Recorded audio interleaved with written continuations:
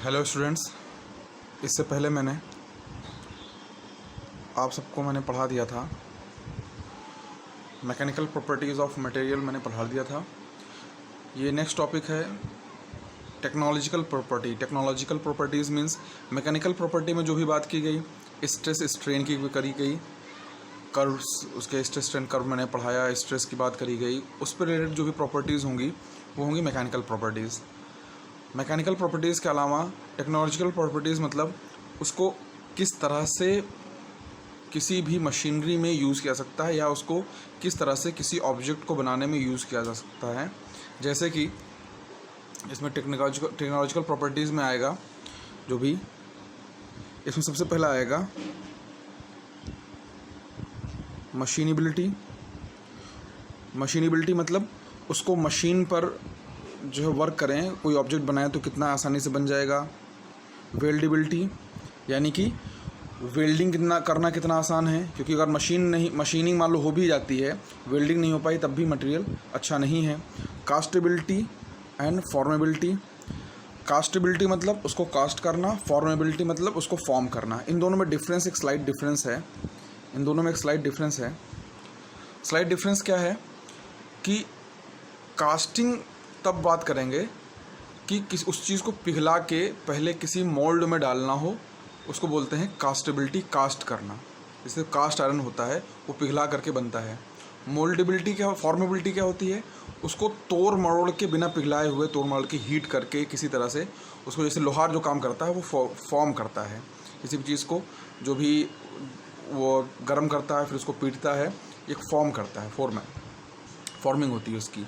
तो कास्टिंग और फॉर्म में ये एक डिफरेंस है कि मेल्ट करके उसको किसी अपने डिज़ायर शेप में ढाल लेना एक झटके में, वो है कास्टेबिलिटी। और फॉर्मेबिलिटी मतलब उसको हॉट या कोल्ड कैसे भी पीट के तोड़ मरोड़ के उसको किसी फॉर्म शेप में डालना, दैट इज़ फॉर्मेबिलिटी। तो ये हो गया उसकी टेक्नोलॉजिकल प्रॉपर्टीज़, जिसमें से एक एक प्रॉपर्टी मैं एक एक लेक्चर में एक्सप्लेन करता रहूँगा। आज के लेक्चर में स्टार्ट कर रहा हूँ मैं मशीनिबिलिटी। मशीनिबिलिटी मतलब मशीनिबिलिटी सिंपल कि मशीनरी कितना कैपेबल है, मशीन के लिए कितना सुटेबल है।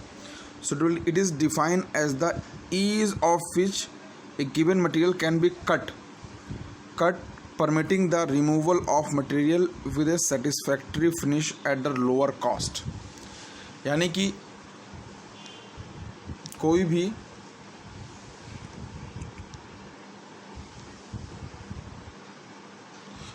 Material, for example lathe machine है या उसमें ड्रिल करना है, कट करना है, उसमें ग्रूविंग करनी है, जो नट बोल्ट कसने के लिए ग्रूविंग करते हैं उसमें वो कट करनी है, ऐसा कुछ भी काम जो भी करना है वो कितना इजी है, इसी चीज़ को बोलते हैं मशीनेबिलिटी। कट करके उसके जो मटेरियल कट होके हट जाए कितना ईजिली वो हो सकता है, इस चीज़ को बोलते हैं मशीनेबिलिटी। मशीनेबिलिटी अब ज़रूरी नहीं है कि मशीन पे ही रखी जाए। आप किसी चीज़ को आरी से काट रहे हो, वो आरी से ईज़िली कट जा रही है, वो मशीनेबल ज़्यादा है, या कट करके उसमें ड्रिल कर रहे हैं वो मशीनेबल ज़्यादा है। तो मशीनेबिलिटी मतलब उसको किसी तरह से मशीनिंग करके उसको अपने यूज़ में लेना, ठीक है, ये दिस विल बी मशीनेबिलिटी। अब इस चीज़ के बारे में अगर सोचा जाए तो बहुत से फैक्टर हैं। हो सकता है कोई मटेरियल ऐसा है जिसमें ड्रिल करना आसान हो, पर उसको लेथ मशीन पे कोई चीज़ कट करके ग्रूविंग करना मुश्किल हो, किसी में ग्रूविंग आसान होगी, ड्रिल करना मुश्किल होगा। तो ये ऐसे बहुत सी चीज़ें हैं, तो किसी एक फैक्टर पर डिपेंड नहीं करेगी मशीनेबिलिटी। बहुत सी चीज़ें होंगी जिसको आगे मैं डिस्कस करता रहूँगा। जिसमें सबसे पहले आ रहा है ये रिमूवल ऑफ मटेरियल का रिमूव होना। मटेरियल रिमूव यानी कि कोई चीज़ कट कर रहे हो, मटेरियल हट ही नहीं रहा है, कट हो जा रहा है, तो वो मशीनेबल अच्छा नहीं होगा। It is use to signify the how well material take good finish. उसमें फिनिश भी अच्छी आनी चाहिए। कोई भी चीज़ कट कर दिया, तोड़ दिया और उसमें फिनिश अच्छी नहीं आई, तब भी ये मशीनेबिलिटी अच्छी नहीं होगी। It also be called finishability यानी मशीन से कट करने के बाद फिनिश होना, that is finishability. Good machinability is associated with the following. किस किस चीज़ों से एसोसिएटेड है मशीनेबिलिटी? इसमें होनी चाहिए क्या क्या चीज़, high cutting speed, low power consumption, good finish surface, removal of material, medium degree of tool abrasion और फॉर्मेशन ऑफ स्मॉल चिप्स। ये 5-6 चीज़ें हैं जो मैं एक एक चीज़ करके एक्सप्लेन कर रहा हूँ। इसमें है high cutting speed. High cutting speed, high cutting speed मतलब कि कोई चीज़ कट कर रहे हो तो वो कितना तेज़ी से कट हो रही है, कितना स्पीड में कट हो रही है, जितना स्पीड में कट होगी उतना आसान रहेगा। Next is low power consumption. Low power consumption चाहे मैन पावर हो या मशीन पावर, पावर लो कंजम्पशन होना चाहिए। कोई चीज़ बनाने में इतनी ज़्यादा पावर कंज्यूम हो जा रही है कि उसकी कॉस्ट बढ़ जा रही है, क्योंकि डिफिनीशन में ही है कि कॉस्ट इफेक्टिव होना चाहिए। तो पावर कंजम्पशन बहुत कम होना चाहिए, इस चीज़ को भी ध्यान रखना है। सरफेस फिनिश अच्छी होनी चाहिए। सरफेस फिनिश अच्छी नहीं होगी तो किसी काम का नहीं है, फिनिशिंग नहीं आएगी तो टूल प्रॉपर बन नहीं पाएगा। Removal of material, removal of material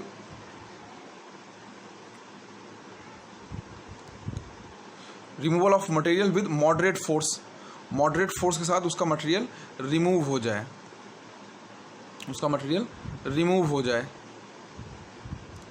material remove हो जाए मॉडरेट फोर्स। इतनी ज़्यादा मशीन, हेवी मशीन लगाने की ज़रूरत पड़ रही है कि एक ऑब्जेक्ट काटने के लिए बहुत हेवी मशीन, पूरा पावर प्लांट लगा दिया है फोर्स अप्लाई करने के लिए, तो ऐसी कंडीशन में भी बहुत अच्छा नहीं माना जाएगा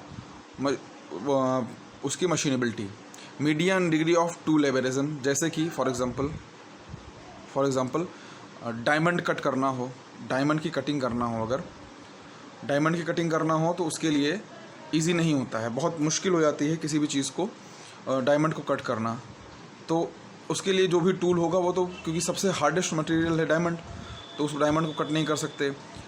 दूसरा चीज़ है कि जो टूल है, अगर कोई ऐसा मेटल काटना हो जो बार बार टूल टूट जा रहा है, घिस जा रहा है, तो ऐसे को भी बहुत मशीनेबिलिटी अच्छी नहीं मानेंगे। पर इसके हर एक चीज़ के फैक्टर्स हैं, हर एक चीज़ के फैक्टर्स हैं। जैसे कि माइल्ड स्टील कट करना है तो high speed steel, high carbon steel use कर सकते हैं। पर अगर कोई और दूसरा मेटल कट करना है तो हाई कार्बन स्टील से हो सकता है काम ना चले। तो ये टूल, कौन सा टूल, कौन सी मशीनरी यूज़ कर रहे हैं, इस पर भी मशीनेबिलिटी डिपेंड करेगी। सिर्फ एक ही चीज़ नहीं कि कट कर लिया हो गया बहुत अच्छा, माइल्ड स्टील बहुत अच्छा हो गया, ऐसा नहीं है।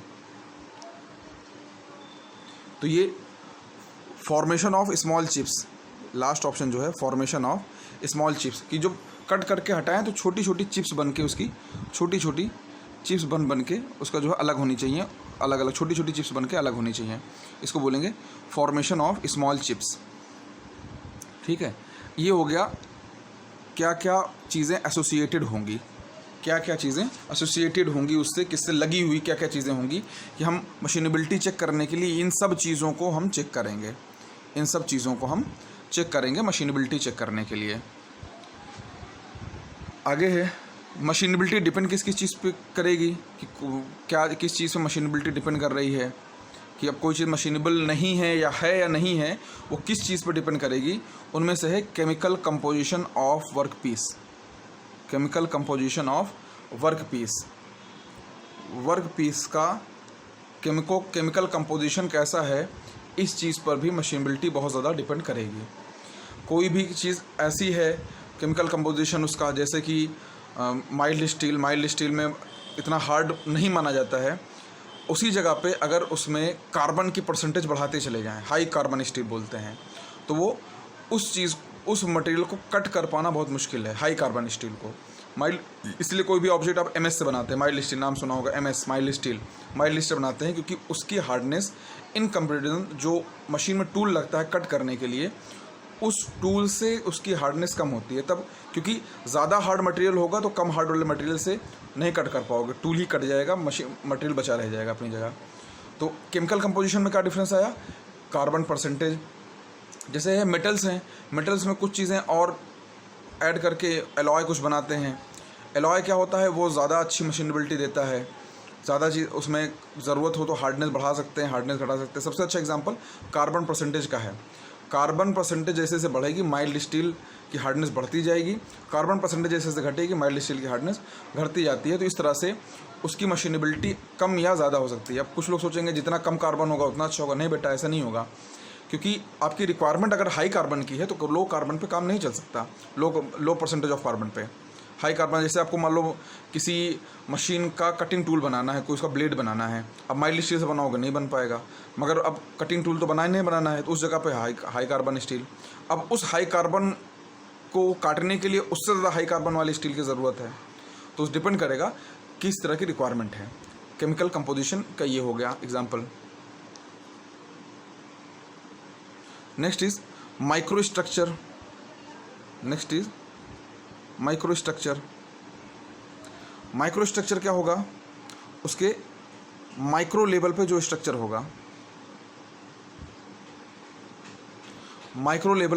होगा, माइक्रोस्कोपिक लेवल पे जो स्ट्रक्चर होगा उसका, वो डिपेंड करेगा। किसी में बॉन्डिंग बहुत ज़्यादा स्ट्रॉन्ग होती है, किसी में बॉन्डिंग कम होती है, किसी का क्रिस्टल स्ट्रक्चर कुछ डिफरेंट होता है, किसी का प्लेन क्रिस्टल स्ट्रक्चर होता है, किसी का डिस्टॉर्टेड क्रिस्टल स्ट्रक्चर होता है। अभी क्रिस्टल स्ट्रक्चर जब बारे में पढ़ाऊँगा तब इस चीज़ को समझ में आएगा। तो इन सब चीज़ों पे भी डिपेंड करेगी मशीनबिलिटी। अगर उसका क्रिस्टल स्ट्रक्चर अच्छा नहीं है, बहुत टेढ़ा मेढ़ा सा है, तो कट करने में बहुत मुसीबत आएगी। क्रिस्टल स्ट्रक्चर अच्छा है तो बन जाएगा। तो ये जो है सारी चीज़ें डिपेंड करेंगी आपके माइक्रो स्ट्रक्चर पे। उसकी मैकेनिकल प्रॉपर्टी, अब पूरा मैकेनिकल प्रॉपर्टी मैंने पढ़ा ही रखा है। मेलेबिलिटी, डक्टिलिटी, डक्टाइल है कि नहीं है, ब्रिटल है कि नहीं है। अब डक्टाइल मटेरियल जैसे कि माइल्ड स्टील या एल्युमिनियम, उसको कट करना है या कहीं खींचना है, कुछ करना है, तो आराम से किसी मशीन पर रख के आराम से काम हो जाता है। कांच का काम नहीं हो पाता क्योंकि वो ब्रिटल, एक तरीके का ब्रिटल मटेरियल है कांच। उसको आप कहीं भी रखोगे मशीन पे तो वो मशीन पे कट होने से पहले ही टूट सकता है। तो ऐसा नहीं है कि कांच काटा नहीं जाता, पर काटा जाता है। पर दोनों को कंपेयर कर रहे हैं तो एक रिलेटिवली कौन सा ज़्यादा ईजी है, मशीनेबल है, वो आ रहा है। क्योंकि मशीनेबिलिटी एक रिलेटिव प्रॉपर्टी है। ऐसा नहीं है कि जिसकी सबसे अच्छी मशीनेबिलिटी होगी वही यूज़ होगा। मशीनेबिलिटी कौन ज़्यादा कौन कम, इस चीज़ को एक्सप्लेन करती है मशीनेबिलिटी। ठीक है। मैकेनिकल प्रॉपर्टी ये हो गई, स्ट्रेस स्ट्रेन वाला जो भी बताया था, मेलेबिलिटी, उसकी जो है हार्डनेस, टफनेस, ये सब चीज़ें। फिज़िकल प्रॉपर्टी, उसकी जो फिज़िकल कंडीशन होगी, फिज़िकल प्रॉपर्टी, कटिंग कंडीशन, किस कंडीशन में कट किया जा रहा है। Coolant property, cutting condition, coolant property मैं बताता हूँ। कटिंग कंडीशन मतलब कट करने की कंडीशन क्या है, मशीन हाथ से कट कर रहे हैं या मशीन से कट कर रहे हैं, किस तरह से कटिंग उसकी की जा रही है, इसको बोलेंगे कटिंग कंडीशन। ठीक है, इसको ये आएगी कंडीशन, कटिंग कंडीशन में। अब और भी कंडीशन है, कोल्ड कंडीशन, कोल्ड वेदर में है कि हॉट वेदर में है। अगर वेरिएशन किया जाए कि जब हॉट वेदर होगा तो थोड़ा सा उसकी बॉन्डिंग लूज़ रहेगी तो कट करना आसान होगा। एकदम ठंडा मटेरियल कोई होगा, उसको एकदम फ्रोज़न करके निकाला गया है, तो हो सकता है वो ब्रिटल बन जाए, तो वो टूट जाए। मशीनबिलिटी, बोलोगे मशीनबिलिटी कम हो गई, पर वो ब्रिटल क्या है, कंडीशन चेंज होने की वजह से उसकी मशीनबिलिटी चेंज हो गई थी। फिजिकल प्रॉपर्टी जो भी उसकी फिजिकल कंडीशन की वजह से फिजिकल प्रॉपर्टी होगी। कूलेंट प्रॉपर्टी आपको पता होना चाहिए, जब कोई चीज़ कट की जाती है तो उसमें कूलेंट भी दिया जाता है कूलिंग के लिए। लुब्रिकेटिंग मटेरियल जो होता है कटिंग के लिए, जैसे आपने पत्थर कटते हुए देखा होगा तो उसमें पानी डालते रहते हैं साइड से थोड़ा थोड़ा, तो वो एक कूलेंट और लुब्रिकेंट प्रॉपर्टी की तरह, लुब्रिकेंट मटेरियल की तरह यूज़ होता है। तो वो किस टाइप का मटेरियल है वो भी, उस पर भी काफ़ी कुछ डिपेंड करेगा। पर उसमें भी ये भी नहीं बहुत अच्छा वाला क्वालिटी है तो लगा दिया, अपनी इकोनॉमी भी देखेंगे। Next is feed and depth of cut. कि जो कट किया जा रहा है वो कितना डेप्थ में है, फीड एंड डेप्थ, कितना लेंथ और कितना डेप्थ का कट लगाया जा रहा है। छोटा सा कोई बहुत बारीक सा कट होगा, बहुत बारीक कोई कट होगा तो ईज़िली हो सकता है। अब वही कट बहुत बड़ा होगा तो उसको कट करना मुश्किल होगा, थोड़ा टफ होगा। तो मशीनेबिलिटी जिसकी ईजी है, अब हो सकता है एक ही मशीनेबिलिटी बारीक कट के लिए अच्छा हो, बड़े कट के लिए अच्छा ना हो एक ही मशीन पे, तो उसकी मशीनेबिलिटी इस चीज़ पे भी डिपेंड करेगी। Size and shape of cut, किस शेप में कट करना है इस पे भी डिपेंड करेगा। किस शेप में कट करना है, चीज़ें इस चीज़ पर भी डिपेंड करेंगी। Coefficient of friction between chip and tool material. Coefficient of friction between chip and tool material क्या होगा? अब जो मटेरियल लगाया जा रहा है उसके बीच कोफिशिएंट ऑफ फ्रिक्शन होगा, तभी वो एब्रेजन आएगा, घिसाव आएगा, तब वो कट पाएगा। कोई मान लो कोई आरी है, कटिंग टूल है आरी के टाइप का, उसको किसी मेटल पे रखा गया, अब मेटल पे काट रहे हैं, वो फिसल रहा है, वो कटिंग आ ही नहीं रही, वो फिसल रहा है। जैसे मान लो आरी से ग्लास का जो सरफेस, चिकनी सरफेस होती है, उस पर आरी चलाओ तो आरी फिसलेगी, तो उसमें क्या है, फ्रिक्शन है ही नहीं।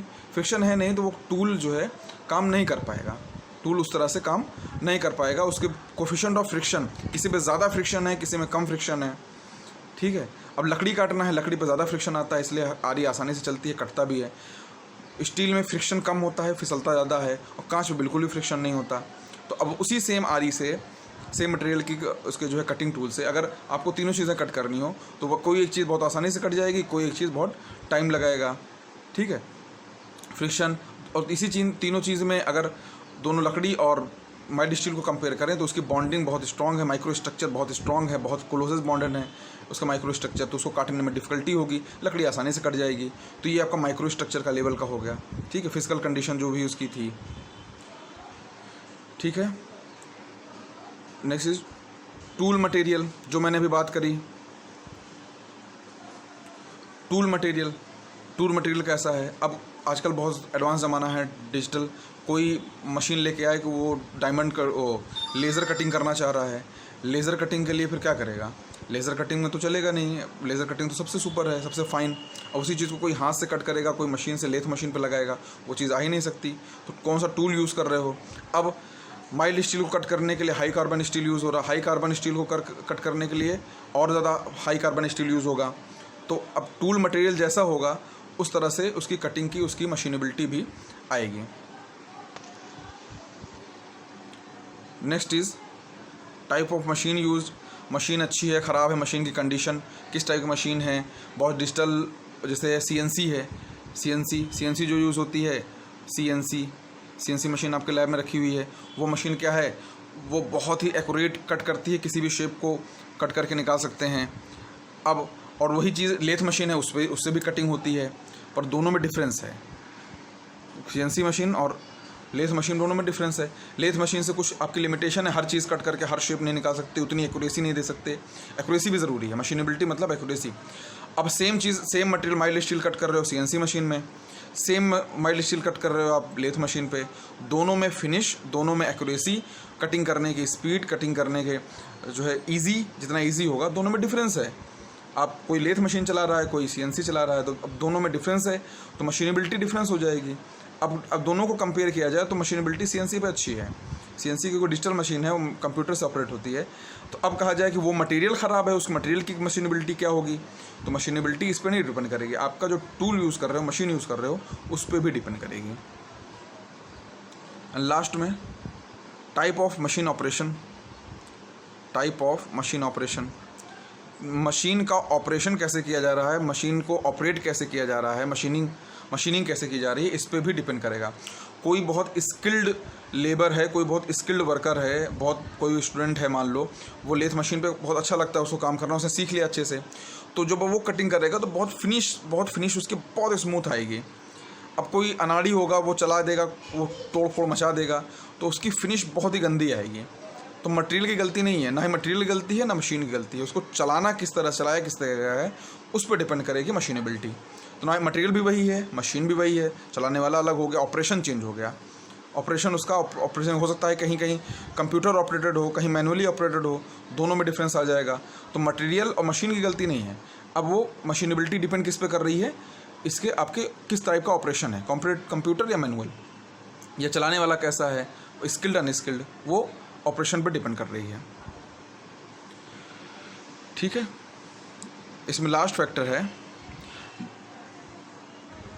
For judging the machinability the main factor to be chosen depend on the type of operation and product required.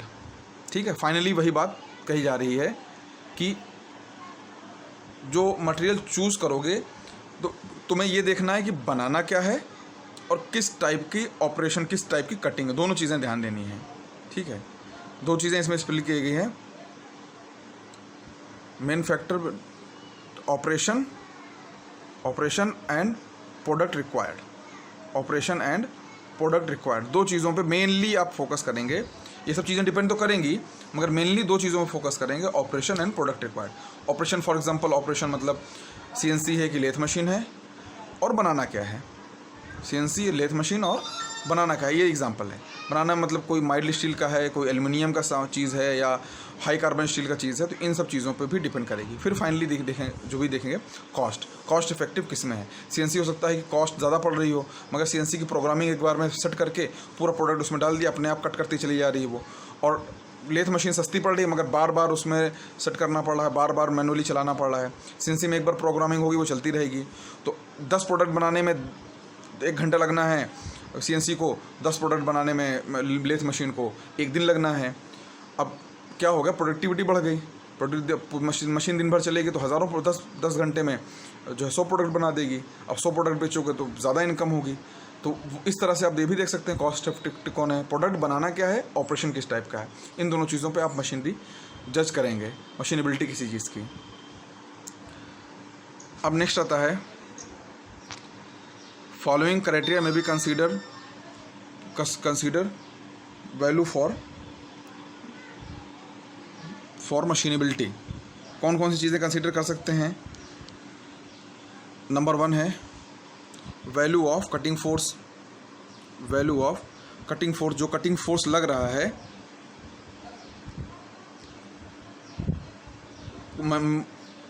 Evaluating, अगर तुम्हें मशीनेबिलिटी इवेलुएट करनी है, मशीनेबिलिटी अच्छी है या ख़राब, क्या क्या चीज़ें आपको देखनी पड़ेंगी। अब जैसे कि मशीनरीबिलिटी मैंने बताया ना, अलग अलग कंडीशन में होगा।